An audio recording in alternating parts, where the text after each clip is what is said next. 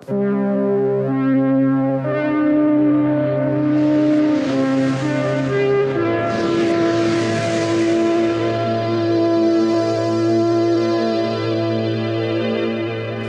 on the Unofficial Shopify podcast, we are talking a few things. We're going to discuss listener questions, and we have limited the Q&A to entirely topics related to the bad thing, COVID-19's impact on our business. Along with that, we've got some new insights, anecdotes, and data to share on that. But first, we are going to open with our continuing series and listener favorite on the income store. There have been some new developments there. And so let's start with Paul, a quick recap on what the heck the income store is and why do we care? The income store was a business, I'll put into scare quotes. This guy, Ken Courtwright, and so he would then build websites for you, and you would split the revenues from the websites after you paid him the $50,000. And he guaranteed results. You would get a guaranteed return on investment every single year, no matter what. Even if the websites didn't produce that amount of money, he would still give you the money of your minimum payment that you were supposed to receive. Obviously, if you have a bunch of websites that aren't making any money, but you have a bunch of people that you owe money to, you need a way to pay those people the money. And what Mr. Courtwright allegedly did was that he would just get more new people to sign up, take their money, and immediately transfer it over to the people he owed money to in a ever-expanding shape that one might call a pyramid. And he got busted by the SEC for running a Ponzi scheme, and because none of his sites ever actually made any money. So Ken got arrested by the SEC. They shut it all down. And they contacted us, Ken, and he tried to hire us to set up his Shopify stores that were prior to him being arrested. We had a lunch meeting and a phone call about it. There was nothing tendered. And this was, to make the timeline clear, those events happened in the summer, and the SEC, it was the SEC raid was in December, and then the news broke in January. It was 9 months between us meeting them and them getting busted, I think. Yeah. And the main point here being that on your call with some of the workers there, you said, "Hey, this kind of smells like a pyramid scheme. Is it legitimate?" I did. I opened that. We did a call with two of them. And one of the guys I had known from a previous business. And I said, "Hey, between you and me, on a scale of legit to pyramid scheme, where does this fall?" And his reply was, "Probably not a pyramid scheme." So I was like, "Oh, all right." Normally, when dealing with business relationships, you don't want the answer to be probably not, right?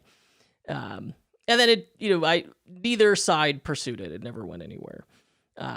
So the news broke. We talked about that in January, and then more information came out. So you had said they set up a receivership, and then that information becomes public. So the government cannot just, because it's alleged, the court case is pending, the government can't just seize the business and let it fall apart on the assumption that, okay, there is a innocent until proven guilty. It could be legitimate, and so the government can't be responsible for just ending it. So they set up a receivership in which a third party appointed by the government runs the thing for them, working with a skeleton crew of the original staff. And so that's interesting, but what's even more interesting is this all becomes public record. And so we did, you updated us on how that was going previously. And then yesterday you found there were new updates and new filings. What do we got? So the new filings are, the receiver, who's this attorney named Melanie Damian, and Ken's attorneys and his attorneys filed a objection to how the receiver is running the business. Ken's mad because the receiver kind of went through and said, okay, well, I have all of these websites. These websites make no money because the business is a Ponzi scheme. And I've looked at the books. They don't make any money. Their assets are essentially worthless. So what I'm going to do is I'm going to kind of distribute the websites to the people that supposedly own them. And that's what they get. They just get their website. They don't get any money back. If they don't take their website, then they can be involved in the claims process. But again, these websites, they're just crap we have laying around. So Ken is very How mad many websites were there? Oh, why'd you ask me a question I don't know the answer to off the top of my head? I mean, it's a couple thousand. I believe it's 400. Yeah, I believe it's 400. I think it's 400. It's 400 Shopify stores. Oh, okay. Because there was also a blog network as well. There was a blog, But yeah. 400 Shopify stores specifically. And the way this investment worked was for every 100 grand you invested, they assigned a single Shopify store to you, and you were like ostensibly 50-50 partners on it or something to that effect. Well, sometimes sort of like a franchise. Well, the way it sort of worked was they had them, I think they were called expertise sites, which was essentially were content generation sites that would like review. It was a blog. It was a blog. And the blog would then generate contact that would then direct people. The content would inevitably direct people to an associated Shopify store. And then the blogs obviously would also have Google ads running on them to also generate money. So all right, so we diversified our income. So Gotcha. anyway, Appreciate this. So Ken's really mad because he claims that the sites in fact have a ton of value, and the receiver, by declaring it has no value and not paying bloggers and not paying all the income store people that they were paying out, they're allowing the sites to fall into disrepair. And if only you would fix these websites, the income store would just be making so much money again, and it would actually be a money-making setup. And I find that to be fairly crazy because we looked at these stores. Like these stores I agree with you. I'm waiting for a butt. I'm waiting for a butt. No, well, let's look at we got the Shopify in the filing. I want to read this quote so that we get it right. And we got here the connection and marketing of over 2,000 legacy websites built and managed by TGC, which is the parent company for the income store, to the 420 Shopify e-commerce stores built and bought results in immediate net revenue to TGC and the site owner. So they're trying to defend the business and saying, hey, if it's not making money now, it's the government's fault, not us, is the implication, I believe. Yes. And they said, our legacy websites, why do they call them legacy websites? Because they pivoted the company. Okay. Oh, so the legacy websites are the blogs. Are the blogs and just the Google ads. Shopify was a later addition. Okay, so there's really 420 Shopify stores and and 2,000 WordPress sites. Yeah, it was WordPress sites running Google ads and affiliate marketing. That was the initial tranche of stores, of stuff, and then he jumped into Shopify later. So if you look at, so they say our legacy websites fit into 14 buckets, and that's they're referring to verticals. So they say by topic, sports, health, etc. Cody Neer of 727 is the leading expert in Shopify e-commerce. This is literally in the court filing. TGC has an existing contract with 727. I assume this is a Shopify agency. To pay a percentage. That's Cody Neer's agency. Cody's agency. Yeah. To pay a percentage of revenues received as its fee for doing this connecting and marketing. All right, so there's another thing that implies that they genuinely thought this could be a legitimate and look business. at this. Like if you've got this guy working for profit share, for revenue share, okay, that implies these things could make revenue. Well, and it's interesting to me and they say that no one's getting paid here because the people pumped in cash, $100,000 in cash. The income store says, well, we'll give you cash back, but you're really going to score with your revenue share. And then the income store takes a cut. Oh, well, who's going to build up these sites? Oh, we're going to hire Cody Neer, and Cody Neer's going to do the work for a revenue share too. So it's like, if everyone's getting paid out of a revenue share, where's the money go? Where did the actual money go that was put in? And the money either A, went to the previous rounds of buyers, or directly went to Ken Courtright. Okay. Well, and this relationship to Cody Neer, which we were not aware of before, or at least we missed it in the filings, gets better. It says in this most recent filing, they say, we believe Mr. Neer will confirm to you, if given the opportunity to operate and manage one store in particular, Donald Trump Collectibles, which TGC bought from Cody Neer 727 for $750,000 in the fall of 2018. The website could go from $0 to $3,000 per day in revenue to TGC within 3 days. And there is 30 to 60 day potential to reach prior levels of revenues, averaging $6,000 to $10,000 per day. So this filing is saying there is a wildly successful site, a Shopify store or e-commerce store, they say, I assume it's on Shopify, within the TGC portfolio called Donald Trump Collectibles that they bought from Cody, who has a profit sharing agreement to manage these sites, for $750,000. And that they're saying, hey, right now it's making zero money, but if you give us 72 hours, we'll spin it up to $3,000 a day. $90,000 a month. Whoa. Yeah. Okay. And I'm kind of wondering something. This particular asset generated $3.6 million in revenue from July and August of 2016. So it did 3.6. So the election. It did 3.6 million in 60 days, but we bought it for $750,000. Okay, well, what was it doing when you bought it? That you only bought it for $750,000 if it was doing 3.6. Well, maybe the multiple was on profit, not revenue. But even then, you know the high water mark of that site was during the election. It was not in 2018. Of course. So this thing where we're gonna be doing $90,000 a month if you give me 72 hours. I mean, come on. So and here's the addition of the scam here. Mr. Neer will be keenly receptive to the opportunity to cross-market the tens of millions of page views each month that TGC's legacy websites generate, if properly maintained. This is critical to the TGC estate, as the one e-commerce site mentioned can sell for at least the $750,000 TGC paid for it. So we paid $750,000, so it must be worth $750,000. This type of success will also result for the other 400 plus Shopify e-commerce stores. So this guy had a store we bought for $750,000 2 years ago. If you give him 3 days, it'll be worth $750,000 again. And if you just let him unleash his magic, 400 other stores will also be worth six figures. Look, he's got the marketing fairy dust, and he's just going to sprinkle that on the site, and bam, 72 hours, just making thousands of dollars a day immediately. And if that's just to start with extra time, not only can we scale that up to tremendous revenues that will undo this whole lawsuit, essentially, but this, like, I love the last line, this throwaway line. They say, this type of success will also result for the other 400 plus Shopify e-commerce stores.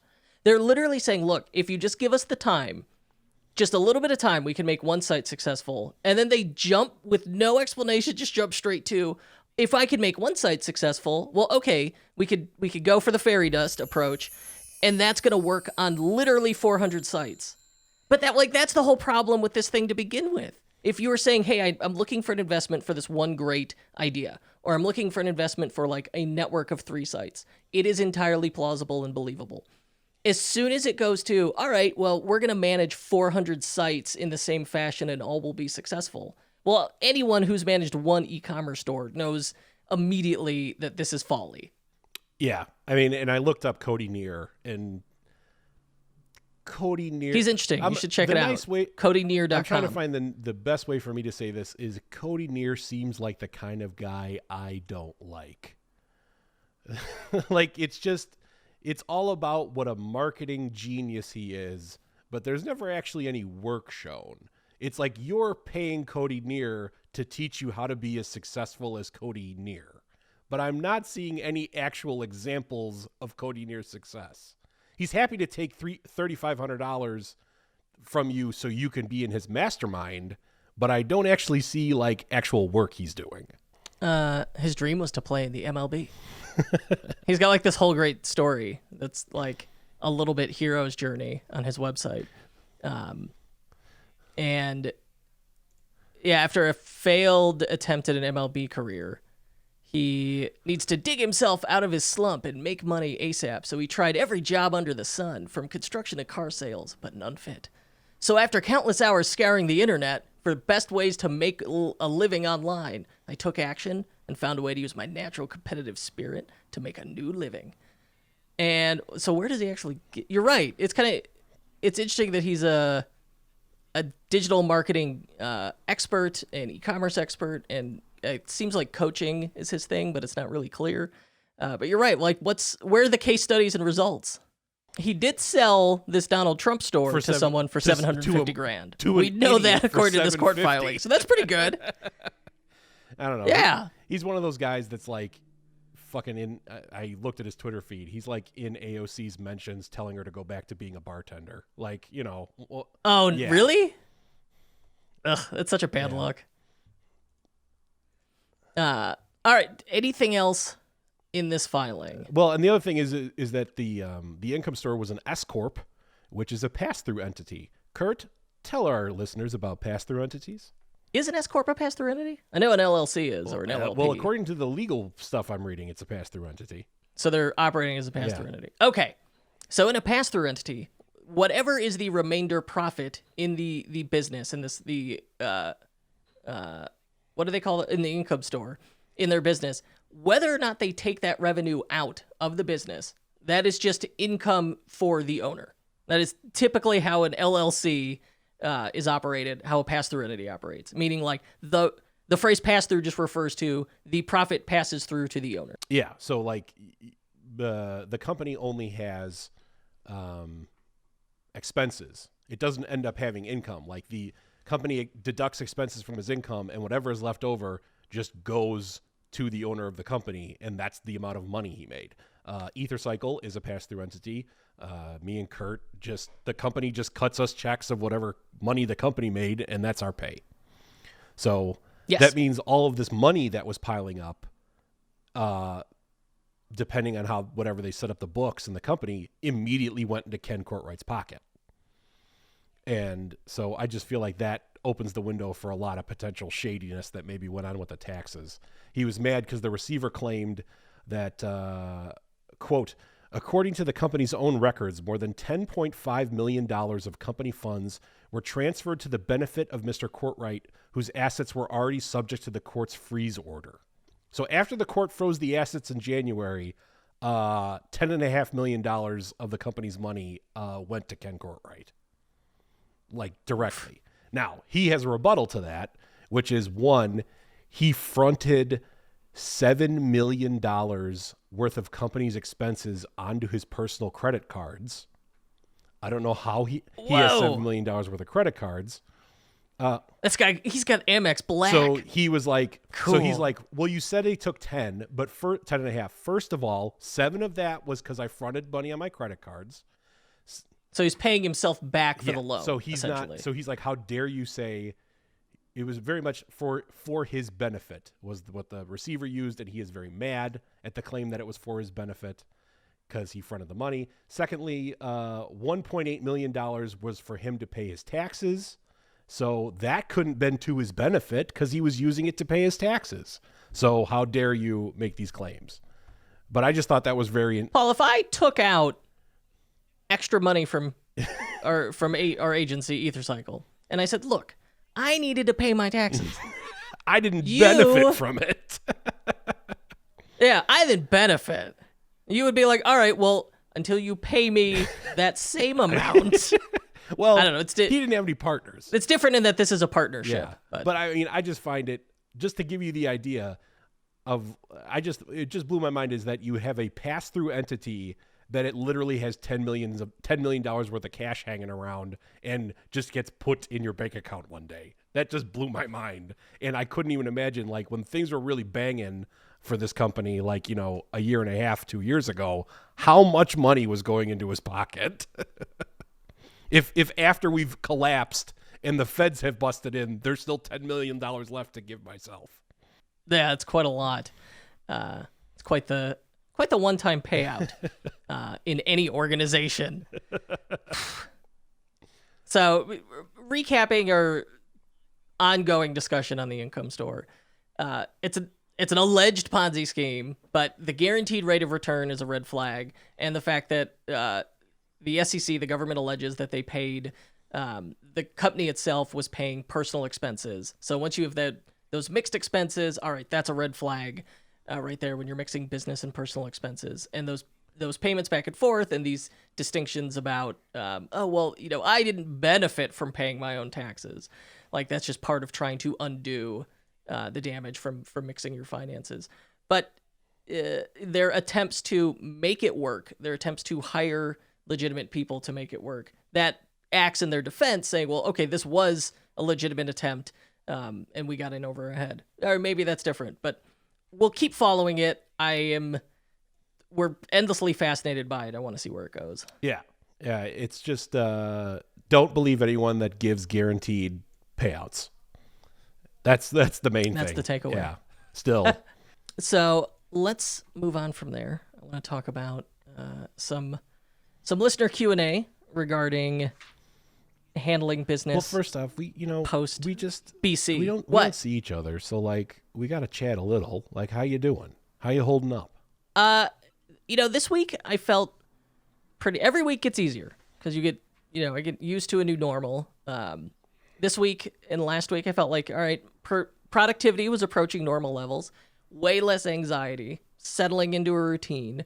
And as of this week, I'm starting to feel cautiously optimistic. Well, that's good. I'm not. Yeah. But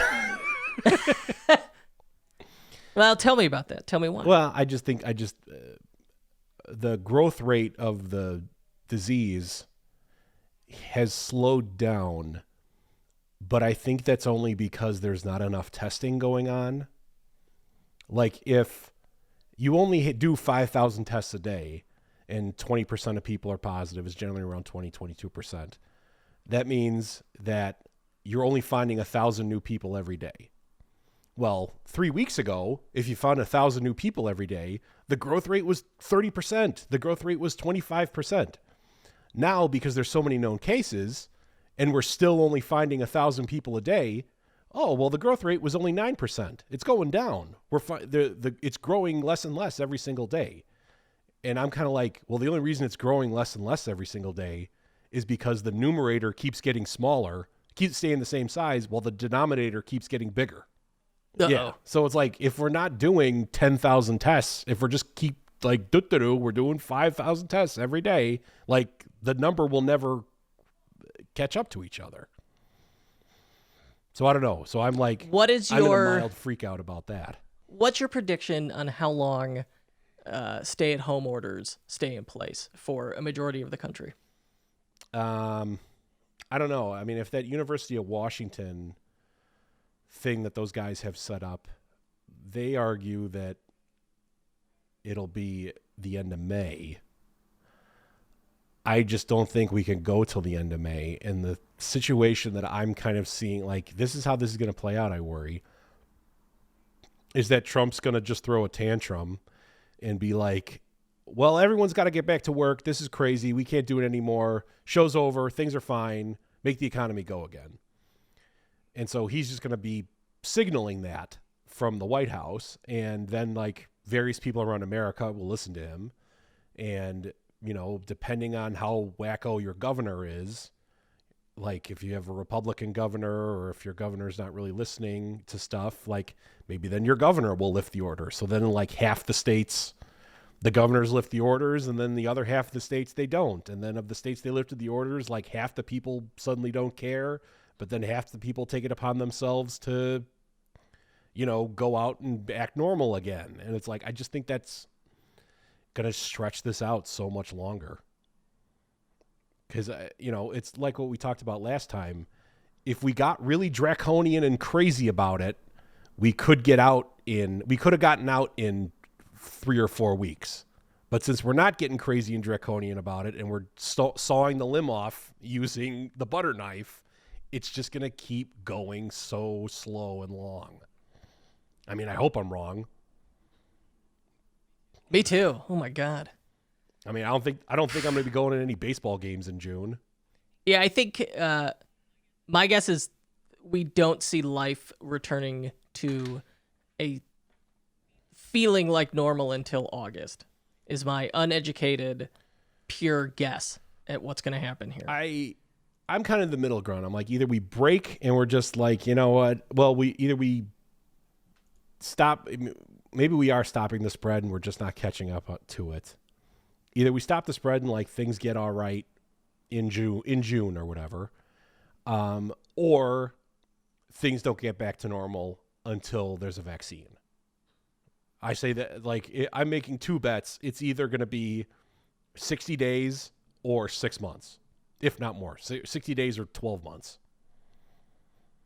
Ugh. I think anything in between those two numbers is very unlikely. But is the thing we're trying to prevent the spread of the disease? Like, that sounds like the feature, but the benefit is hospitals aren't overrun so that we could actually treat people who need treatment. Yes. So, like, if we get in a position where the hospitals have enough protective equipment and they have enough ventilators and they have enough beds, where they're building triage centers in McCormick Place kind of thing. If the system can handle the demands put on it by people who catch the disease and need to be on a ventilator or oxygen or hospitalized for whatever reason, is it then okay that we all go out and take our chances? Yeah, I don't get that either. Like, because it's not like there's going to be a mass herd immunity in 60 days. And I mean, the hospitals are maxed out now. And if the hospitals are maxed out now under the lockdowns, like, I don't know how much more capacity we're going to be able to add. I mean, I just think short of actual mass testing that other countries seem to be able to do, but our country can't. I mean, I just don't see how we get out of it.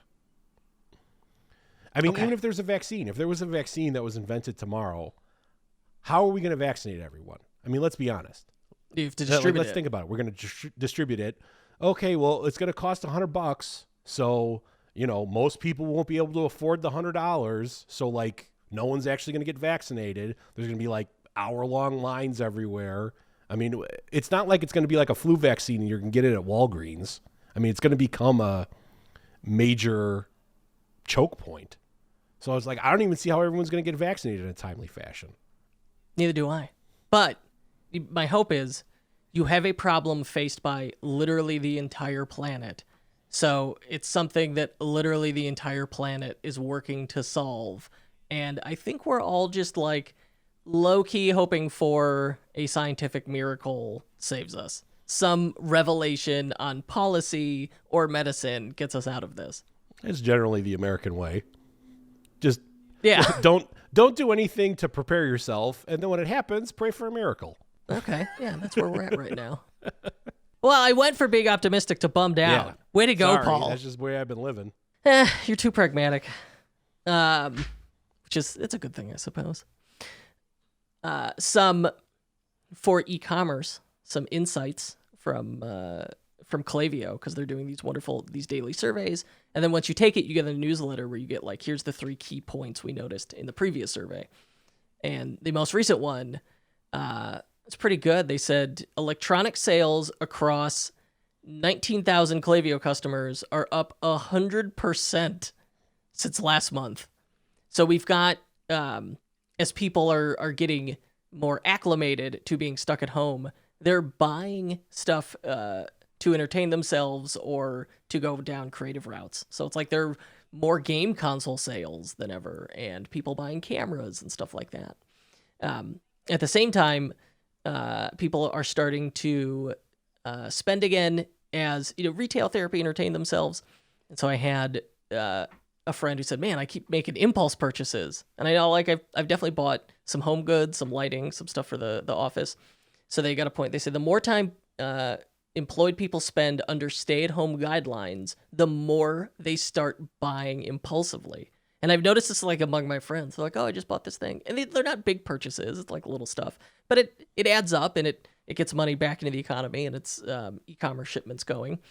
And so I've seen that behavior, but it seems to be an age thing. It's like people under 45 are way more likely to do it. That was in another one of their insights. But in this most recent one, they said retirees are starting to steadily shop more online and for home goods.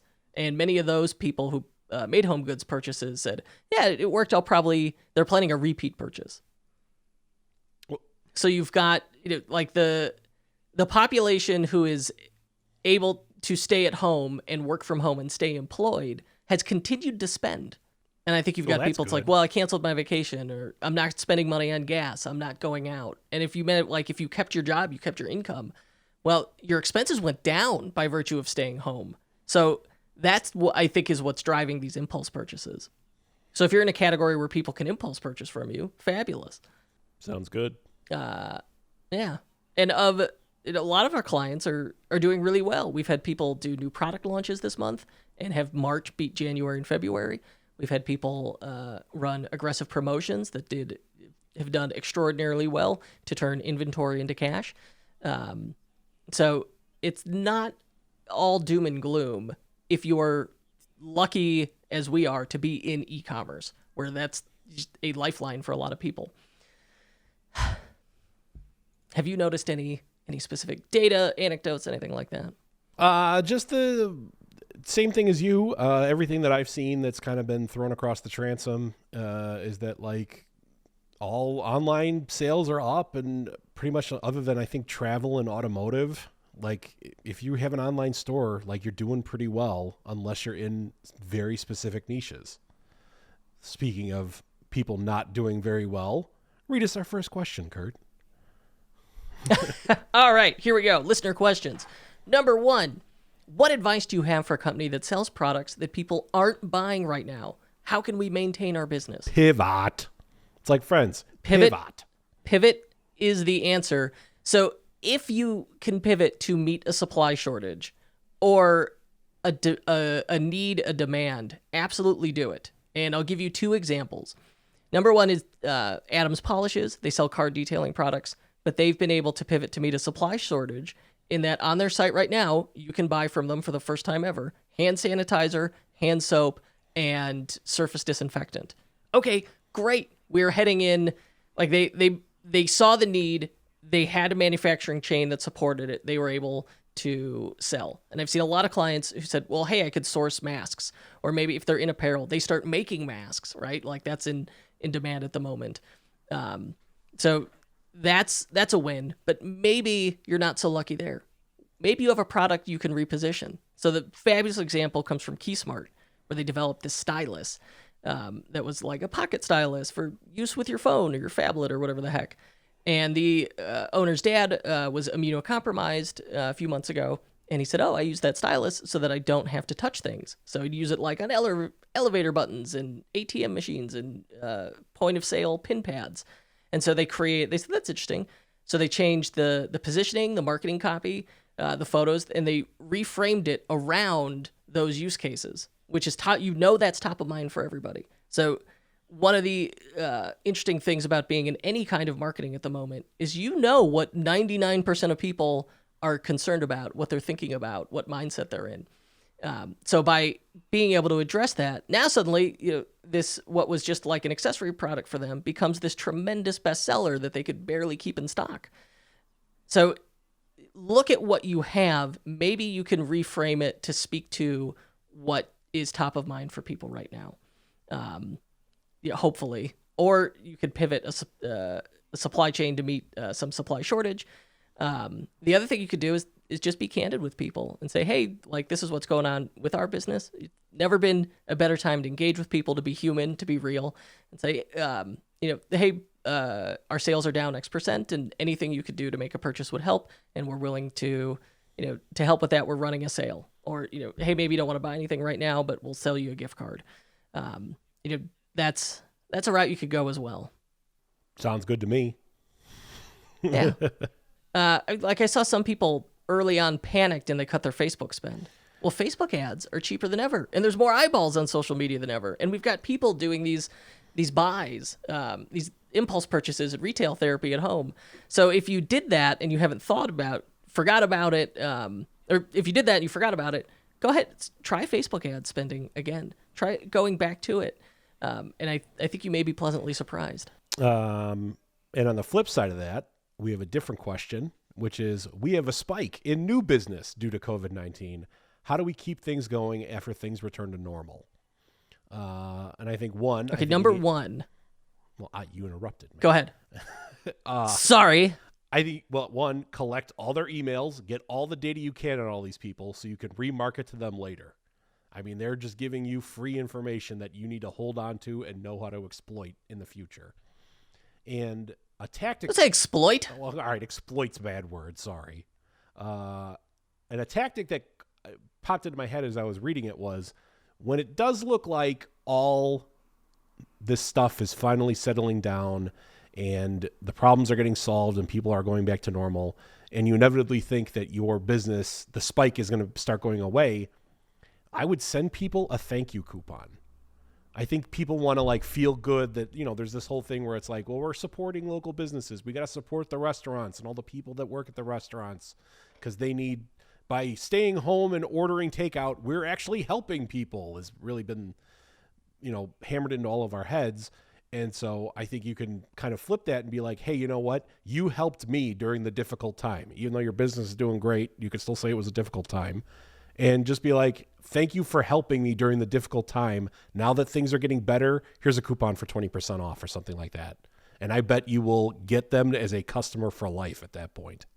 Yeah, I would be genuine and thank people for it and say, like, look, we're able to help people. We're selling well, and we are incredibly grateful for it. As long like you could be successful as long as you're humble about it and you show that gratitude. And people want to see that glimmer of hope in that they're supporting a business that is now successful as a result. That's a good thing. People will like that. I think in this question they said after things return to normal. Well, all right. So things aren't going to stay like this forever, but at the same time, I think it's important to realize this is going to change how we live our lives forever, I believe. I hope I don't so. know in what ways specifically, but it will. And so think of it in terms of 9/11. I hate to bring up the specter of 9/11, but that changed the way we lived forever. One day, and suddenly it had ramifications on the economy and legislation, and certainly air travel is the first thing to come to mind. That never went back to the way it was. So some things are going to be just different from now on. This is the new normal. But yeah, I like Paul's answer, but I would, if you're saying, hey, how do we keep the success going? Well, talk to your customers, figure out why they're buying, who they are. You do the same things you would do normally if you suddenly find yourself with tremendous sales numbers. Like a lot of people are basically building victory gardens right now. So anyone in gardening, anyone selling seeds, anything like that, suddenly they're doing really, really well. Well, okay, just treat it like any other successful promotion or sale and start talking to the customers and ask them, hey, why are you buying? And then that will give you create a feedback loop to start creating better marketing and messaging and really connect with people. You could also look at creating a community. If suddenly you've got this influx of people who are really engaged in buying, make a Facebook group for them. Start answering their questions. Start helping them out with all these new customers. I think they'll appreciate it. And I think that audience building stuff, because we're so starved for attention at the moment, especially extroverts like me, are looking for those outlets. Up next, we have a good similar question. We've seen a spike in traffic in recent weeks, but people aren't converting. How can we take advantage of increased traffic? Well, number one, I want to know why they aren't buying. Like, certainly that's a missed opportunity, but it depends on the source of traffic. So someone who is seeking out the thing you sell is much more likely to buy than someone who heard about you in an article or interview and just wanted to check out your site. So it depends on what the spike in traffic is. If it's the former, where it's qualified people coming to the site who aren't buying, okay, we need to find out why. So this is where I want to make sure you've got live chat on your site so you could bust objections live and maybe get that sale, and then start figuring out if there's a trend there where you can answer, you could bust a common objection on the site. So maybe price is the concern. All right, offer financing using something like Sezzle, or maybe you need to do a better job of communicating the value proposition. But if you don't ask the people who aren't buying why they didn't buy, you're just operating in the dark, and it's going to be difficult. You can also use a tool like Hotjar, they've got a free plan. I make this recommendation all the time. It's a great exercise. Run in Hotjar. It's got a poll option. You could set it to exit intent on desktop. So when someone goes to abandon the site, you pop up a survey with one question. And the question is, if you didn't make a purchase today, what stopped you? Or if you didn't make a purchase today, why not? And you're going to get answers. And even if you get so much as 30 answers, you will see like, oh, there's one obvious one that we missed. So maybe there's some question that is going unanswered that is killing the sale. So live chat and that exit intent pop up to try and figure out why people aren't converting.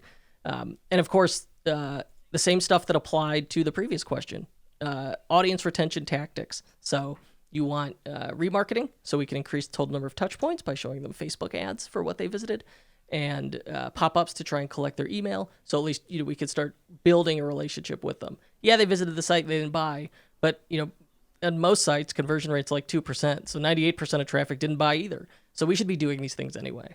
We got two more here. We're a retail business that's starting to sell online for the first time. What advice do you have for businesses just starting to sell on Shopify for the first time? I don't know. I think that's like... I haven't spoken. I'm just reminding everyone I'm still here. Oh, all right, good. I'm thinking about... Well, I'm glad you could join us. I'm thinking about my house. I bought a house. It happened. The closing was today. I own a house now. Congratulations. I'm not going to move into it for like a month and a half or so because we got to like do stuff to it. But you got to paint. I got to paint new. Yeah, don't. Once you put the furniture in, you're never painting. Well, yeah. So that's why we're like, we got to paint. We got new carpet in the basement. We think we're refinishing the floors. So we're not doing that till after we move in. Till before we move in. Yeah, that floor refinishing makes a real mess. Yeah, you want to do that. Geez, do you refinish the floors or paint first? I don't know what the right answer is. In fact, that is a debate we've been having. I think you paint first because then if they get paint everywhere, who gives a shit? Because you're messing with the floors anyway. But do you get dust all over your walls? Ooh. Well, on this brand new paint, which may be a little tacky. So now it's like really going to get that dust stuck to it. Well, now you've just fucking ruined my day because I thought I had a plan and now I don't know now. I think it's you do the... Well, no, I think you're screwed either way. Oh, great. Just the answer I wanted. Maybe they could go at the same time and then fight about it. Get really mad at each other. That's what I'm not there, so I just get calls. Well, no, you should be there offering to help. They'll love that. That's what contractors really like, is when the homeowner jumps in. All right, so back to this question.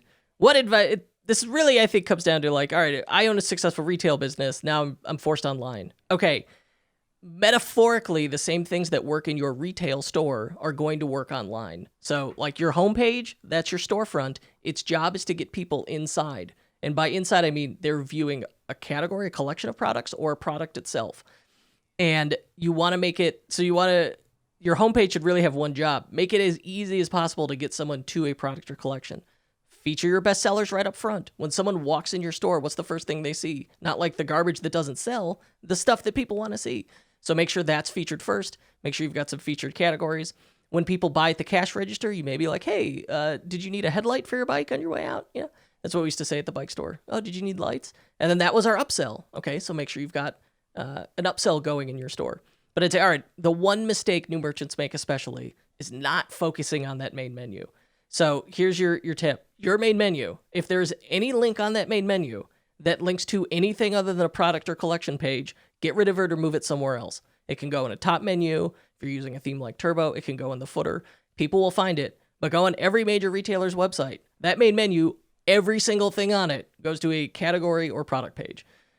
So that's my number one piece of advice for you if you're new to Shopify. And if you aren't, you just went, wait, the first link on my main menu is home? Okay, go get rid of that, and then thank me later.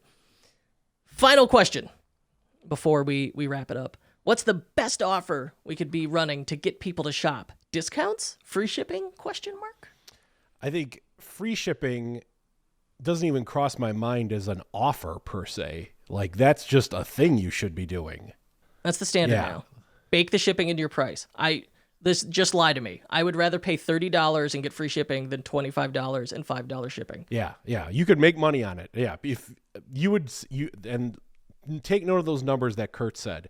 You would sell better charging $37 for your product than if you charged $30 and then charged them $5, surprise, $5 shipping and checkout. You will sell more product with it all together, even at a higher price.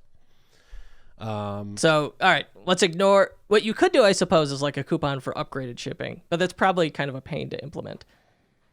What I have seen do really well in March was several other clients ran essentially like Black Friday in March kind of sale, and they did up to 40% off. I think like 40% off and 50% off. You're just giving up 10% margin, and it's going to be the same result either way. So they ran an aggressive site-wide, several people ran aggressive site-wide sales and said, hey, we did better than Black Friday. We did better than January and February combined. So those offers work. But if you want a really powerful promo, you got to have an exclusive offer. Do ideally free gift with purchase, and the gift has got to be like an exclusive or limited item. So you say 72 hours only, every purchase over $25 gets this free tchotchke. And that free tchotchke they can only get during the sale. Yeah, that shoots it through the roof. But yeah, I think any sale, any level, just a % off sale is a tried and true thing. It will always work. And I think they're going to be especially effective now because people are feeling bad and they want to buy something to make themselves feel better. And giving them 10 or 15% off is enough of an inducement that will make them pull the trigger on the purchase. To give themselves I think that a lot of us to are just looking for an excuse to buy as retail therapy, as a distraction, and just give me the excuse. And that's our last listener Q&A question. Mr. Rita, any closing thoughts? Anything else to add? That's it. Leave a comment in the replies in the Facebook group telling us whether it's better to pull up the carpet or paint first, or which order we should be doing those things in. Very important. It's very important. Other than that, send your referrals for painters to Paul at ethcycle.com. Yeah, if you got someone really good in Atlanta, I'll fly them up if they're that great. All right, so in closing, as always, join our Facebook group, the Unofficial Shopify Podcast Insiders, and this episode will be in there marked as an announcement, and you could put your feedback, your comments, and your paint versus hardwood recommendations there. And of course, the number one thing you could do to help us is leave a review wherever you get your podcast. That's always helpful. Recently, I found out we're in the top 50 for business podcasts last week on Chartable. That was pretty cool. I was proud of that. So thank you for everyone who tuned in recently. Mr. Rita, thank you as always, and enjoy your fine new home. It looks very nice, and I know you've been thinking about it a long time. So I know the work that went into it. Yeah, well, it's always great to gaze upon your beautiful face because I miss you so much. Someday we'll be back together in Skokie. I know. No, I really do. I miss our office. Miss hanging out. My wife was giving me a hard time. She's like, as soon as you go back to that office and Paul's there, you guys are going to hug so much. It's like, shut up. No, we're not. Well, she's like, you guys are going to cuddle. Dr. Fauci said no one should be shaking hands ever again. So, forever, we should just end shaking hands. So that means when we see each other, you're getting big kisses. It was the delivery on that was disturbing. All right, I got a mastermind meeting I'm 3 minutes late for. I got to jump into. But thank you, Mr. Rita. Bye-bye. I will talk to you soon.